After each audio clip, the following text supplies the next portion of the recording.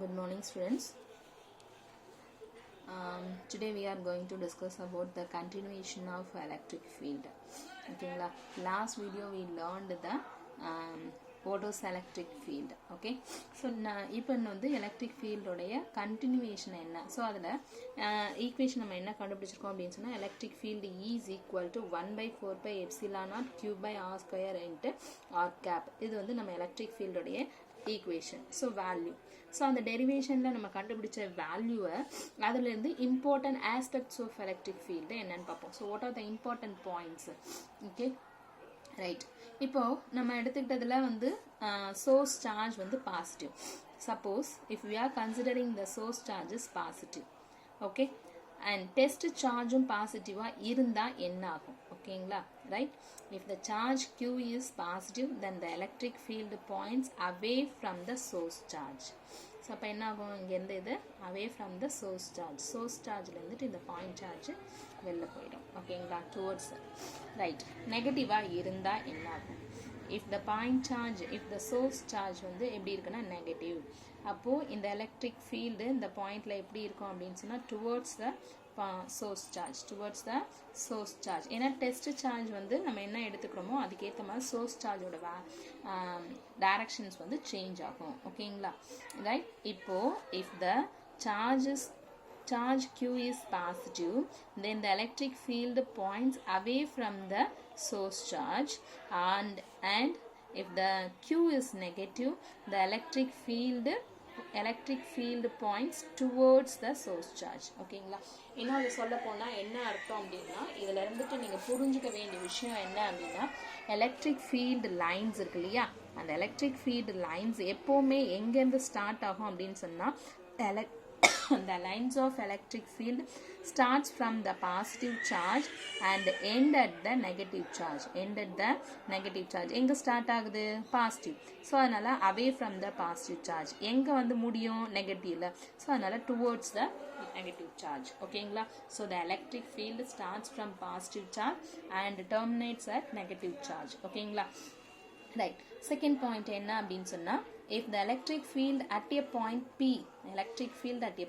P is E, ஓகேங்களா, then the force experienced by the test charge Q naught placed at the point P is என்னன்னு நம்ம கண்டுபிடிக்கணும். இப்போ என்னன்னா if the electric field at point P is E, the force experienced by the test charge Q naught placed at the point P, இங்க வந்து ஒரு Q naught கிற test சார்ஜை பிளேஸ் பண்ணா அப்போ எவ்வளோ ஃபோர்ஸ் எக்ஸ்பீரியன்ஸ் பண்ணும்? So force experience F is equal to Q naught into electric field E. இதுதான் நம்மளுடைய ஃபார்முலா. ஸோ இப்போ இது என்ன நமக்கு இன்ஃபர் பண்ணுது, என்ன சொல்ல வருது அப்படின்னு சொன்னா this is Coulomb's law in terms of electric field. This is Coulomb's law in terms of electric field. என்ன நம்ம Coulomb's law கண்டுபிடிக்க போறது ஃபோர்ஸ். ஸோ அப்போ the force experienced by the test charge in terms of electric field, this is the Coulomb's law in terms of electric field. ஓகேங்களா, right. Next point என்ன அப்படின்னு பார்த்தோம் அப்படின்னு சொன்னா இதுலயும் அதே தான், சேம் அகெயின். இப்போ வந்து positive charge the force experienced by the positive charge negative charge என்னவா இருக்கும் அப்படின்னா இதே தான். So F vector is equal to Q naught T, F vector is equal to Q naught T. டுவர்ட்ஸாக இருந்தாலும் சரி அவே இருந்தாலும் சரி நமக்கு அதை பற்றி பிரச்சனை இல்லை. Okay, so the equation this equation implies that the electric field is independent of the test charge Q naught and it depends only on the source charge. So electric field oda value equation பாருங்க, E is equal to k cube by r square into r cap, k cube by r square into r cap. ஓகேங்களா, so அப்போ இந்த equation நம்ம எடுத்தோம் அப்படின்னு சொன்னா இந்த equation வந்து யாரை இப்போ டிபெண்ட் பண்ணியிருக்கு அப்படின்னா இந்த ஈக்குவேஷன்ல இருக்க வேல்யூ எலக்ட்ரிக் ஃபீல்டில் Q naught இருக்கா பாருங்க, இல்ல. ஸோ அப்போ it is independent of test charge Q naught. Test charge Q naught depend பண்ணி இல்லை. அப்போ யாரை டிபெண்ட் பண்ணி இருக்கு? it depends only on the source charge Q. it depends only on the source charge Q. ஓகேங்களா, right. Next, since the electric field is a vector quantity, electric fieldங்கிறது ஒரு vector quantity, அதனால தான் இங்கே டைரக்ஷன் நம்ம mention பண்ணியிருக்கோம் unit cap. So it at every point in space, spaceல electric field வந்து என்னவா இருக்கும்னா ஒரு vector quantity. This field has unique direction and magnitude as shown in a figure ஓகேங்களா. ஸோ இதை வச்சு நம்ம சொல்ல போகிறோம் ரைட். அது எப்படி நம்ம சொல்ல போகிறோம்னு பார்ப்போம். From equation we can infer that as distance increases the electric field decreases in magnitude. ஓகேங்களா. நம்மளோட ஈக்குவேஷன் என்ன பார்த்துருக்கோம், E is equal to kq by r square. So this r is the distance between the point charges. அப்போ இங்கே electric ஃபீல்டும் ஆரும் என்னமா இருக்குது, electric ஃபீல்டுக்கும் டிஸ்டன்ஸ்க்கும் என்ன relationship இருக்குது அப்படின்னு பார்த்தீங்க அப்படின்னு சொன்னால் electric field and R is inversely proportional. Inversely proportional means வந்து டிஸ்டன்ஸ் இன்க்ரீஸ் ஆக ஆக எலக்ட்ரிக் ஃபீல்டு என்ன ஆகும் அப்படின்னு சொன்னால் டிக்ரீஸ் ஆகும். ஸோ அப்போது நம்ம யூனிக்காக இருக்கும், அதாவது எலக்ட்ரிக் ஃபீல்டு வந்து vector quantity at every point in a space and this value has unique direction and மேக்னிடியூடாக இருந்துகிட்ருக்கோம் ஓகேங்களா. ஸோ நமக்கு வந்துட்டு தெரிய வேண்டிய விஷயம் இந்த from this equation we can infer that as distance increases the electric field decreases in magnitude ஓகேங்களா. ஸோ அதை வந்து length of the electric field vector is shown in for 3 different points. So just வந்து அதை ஒரு diagram வச்சு நம்ம explain பண்ணுறோம். எப்படின்னு பார்த்தீங்க அப்படின்னா இது வந்து சோர்ஸ் சார்ஜ், இங்கே வந்து 3 different points நம்ம எடுத்திருக்கோம், P, Q, R ஓகேங்களா. P, Q, R 3 different source charge நம்ம இப்போ எடுத்திருக்கோம் ரைட். இது வந்து பாசிட்டிவ் சார்ஜாக இருக்குது. அப்போது இங்கே இருக்கக்கூடியதெல்லாம் பார்த்தீங்கன்னா பாசிட்டிவ் சார்ஜாக நம்ம எடுத்துக்கிட்டோம் அப்படின்னா ஓகே. கண்டிப்பாக இல்லை பாசிட்டிவ் சார்ஜ் டெஸ்ட் சார்ஜ் எடுக்கலனாலும் பரவாயில்ல, கண்டிப்பாக இது பாசிட்டிவ் சார்ஜ்னா பிங்கிற பாயிண்டில் எலக்ட்ரிக் ஃபீல்டு எப்படி இருக்கும், அவே ஃப்ரம் த சோர்ஸ் சார்ஜாக தான் இருக்கும் ஓகேங்களா ரைட். ஆனால் இது நியர்பையாக இருக்குது பாருங்கள், நியர்பையாக இருக்கும் பொழுது இதனுடைய எலக்ட்ரிக் ஃபீல்டு வந்து ஸ்ட்ராங்காக இருக்கும், எலக்ட்ரிக் ஃபீல்டு ஸ்ட்ராங்காக இருக்கும். இது எப்படி இருக்கும் அப்படின்னா லோவாக இருக்கும். So that means low means very லோவாக இருக்கும். இது எப்படி இருக்கும் அப்படின்னு சொன்னால் லோவாக இருக்கும் when compared to the P ஓகேங்களா. So the electric field at point P is very stronger than Q and R, very stronger than Q and R. அதே மாதிரி இங்கேயும் எடுத்து பாருங்கள், நெகட்டிவ் சார்ஜாக இருந்தாலும் நமக்கு அதே தான் வரப்போகுது. ஆனால் என்னென்னா டைரக்ஷன் சேஞ்ச் ஆகும், டைரக்ஷன் சேஞ்ச் ஆகும் ஓகேங்களா ரைட். Next point என்னன்னு பார்ப்போம் அப்படின்னா in the definition of electric field it is assumed that the test charge Q0 is taken sufficiently small so that bringing this test charge will not move the source charge ஓகேங்களா. நம்ம என்ன பண்ணியிருப்போம்னா டெஃபினேஷனில் of electric field வந்து நம்ம என்ன எடுத்தோம்னா unit test charge அப்படின்னு தான் சொல்லியிருப்போம், யூனிட் சார்ஜ்னு சொல்லியிருப்போம். ஸோ அப்போ சார்ஜ் வந்து Q0 is taken as sufficiently smallன்னு நம்ம எடுத்துக்கிறோம். அதனால் so that bringing this test charge will not move the source charge. Test charge என்ன பண்ணாது, சோர்ஸ் சார்ஜை மூவ் பண்ண போகிறது இல்லை. ஏன்னா நம்ம எடுத்துக்கிட்ட டெஸ்ட் சார்ஜ் வந்து very smaller value. In other words the test charge is made sufficiently small such that it will not modify the electric field of the source charge.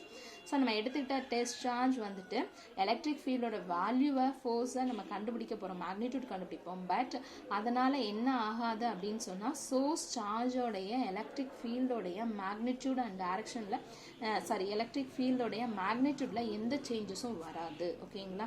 Source சார்ஜோடைய electric ஃபீல்டோடைய மேக்னிடியூடை வந்துட்டு யார் change பண்ண மாட்டாங்க அப்படின்னு சொன்னால் test charge change பண்ண மாட்டாங்க, because the test charge is very smaller okay.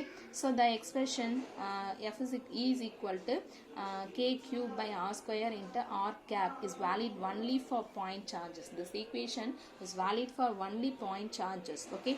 For continuous and finite size charge distribution நம்ம எடுத்துக்கிற கண்டினியூஸாக அண்ட் ஃபைனட்டாக சார்ஜ் வந்து டிஸ்ட்ரிபியூட் பண்ணியிருக்கோம் அப்படின்னு சொன்னால் அதாவது கண்டினியூஸாக இருக்கணும், ஃபைனட் சைஸாக இருந்து அந்த சார்ஜை நம்ம கண்டினியூஸாக டிஸ்ட்ரிபியூஷன் பண்ணியிருக்கோம் அப்படிங்கும்போது என்ன டெக்னிக் நம்ம யூஸ் பண்ணி எலக்ட்ரிக் ஃபீல்டை கண்டுபிடிப்போம் அப்படின்னா integration technique must be used. These will be explain integration techniques must be used ஓகேங்களா. For continuous and finite size charge distributions integration techniques must be used okay. So அப்போ these will be explained later in the same நம்ம இது வந்து நம்ம இன்னும் வந்து லேட்டராக இது வந்து நம்ம டிஸ்கஸ் பண்ண போகிறோம் ஓகேங்களா. this will be explained later okay. So however this expression can be used as an approximation for a finite sized charge if the test point is very far away from the finite sized source charge ஓகேங்களா. என்னன்னா இந்த எக்ஸ்பிரஷனோட value வந்து very very finite approximation value கிடைக்கும் யாருக்குன்னா finite sized charge. அடுத்து if the test charge is very far away from the finite sized source charge. சொல்றது புரியுதா? நமக்கு ஏன் அப்ராக்சிமேஷன் வேல்யூ கிடைக்கும் அப்படின்னா, சோர்ஸ் சார்ஜில் நம்ம எடுத்துக்கிறது ஃபைனட் சைஸ் சார்ஜ் எடுத்துக்கிறோம் அப்படின்னா அந்த ஃபைனட் சைஸ் சார்ஜோட வேல்யூ வந்து அதாவது can be used as an approximation for a finite sized charge. Finite sized chargesக்கு தான் இதை நம்ம அப்ராக்சிமேட்டாக யூஸ் பண்ணுறோம். ரீசன் சோர்ஸ் சார்ஜ் வந்து finite sized charge வந்துட்டு ரொம்ப தூரத்தில் இருக்கும். ஓகேங்களா? Right. Note that we similarly treat the earth as a point mass when we calculate the gravitational of the sun on the earth. So இதே வந்து நம்ம 11th ஸ்டாண்டர்டில் இந்த சாப்டர் வந்து கிராவிடேஷனல் ஃபோர்ஸ்க்காக படிச்சிருக்கோம். என்னன்னா சன்னுக்கும் எர்த்துக்கும் நடுவில் இருக்கக்கூடிய மாஸ் என்ன பார்த்தீங்கன்னா, எர்த்தோடைய மாஸை கம்பேர் பண்ணும்பொழுது சன்னோடைய மாஸ் வந்து கிரேட்டராக இருக்கும் இல்லையா? ஸோ அந்த மாதிரி தான் சோர்ஸ் சார்ஜும் டெஸ்ட் சார்ஜும் கம்பேர் பண்ணும்போது source charge is bigger then the test charge. Okay, right. Next, these are two kinds of electric field. there are two kinds of electric field. என்னென்ன இருக்கு அப்படின்னு சொன்னா, யூனிஃபார்ம் எலக்ட்ரிக் ஃபீல்டு, நான் uniform electric field. இதில் uniform electric field அப்படிங்கிறது என்னன்னு பார்த்தீங்கன்னா, will have the same direction and constant magnitude at all points in the space.